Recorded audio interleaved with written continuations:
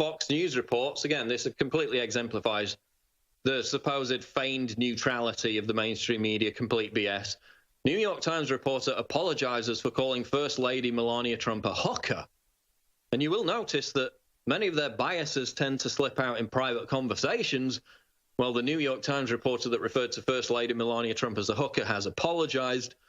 I want to take ownership of a mistake I made, New York Times features writer Jacob Bernstein said on Twitter.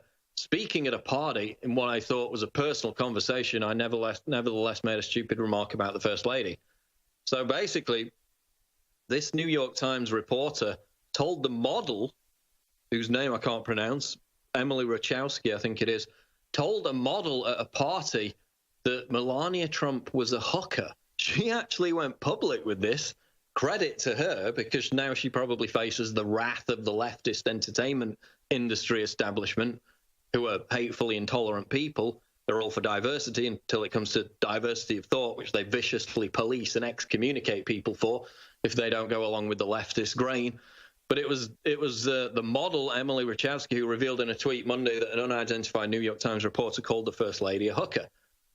So she tweeted that out, and then he had to go out publicly apologize for saying that Melania Trump was a hooker, again, exposing the fact that he's a completely biased hack working for the New York Times, some of which still tries to maintain this feigned neutrality when it comes to coverage of Trump, which we all know is a complete dishonest lie. The New York Times also published fake tweets. The New York Times coming out with fake news. Well, imagine my shock. Fake news, fake tweets by Michael Flynn. They came from a fake account, but the New York Times included them in their coverage of his resignation. American Mirror reports Nancy Pelosi slams Mike Flynn over parody tweets. House Minority Leader Nancy Pelosi lashed out at former National Security Advisor Michael Flynn today over a series of tweets from a parody Twitter account. So basically, a fake Twitter account tweeted out that General Mike Flynn thought it was necessary for him to be the scapegoat for the Trump administration, and that's why he resigned.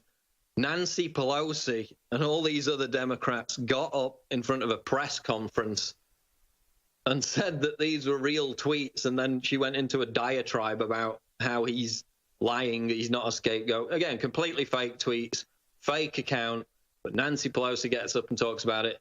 New York Times puts it in print, and they just quietly try to move on while lecturing us and everyone else that we're fake news while they're literally printing fake news.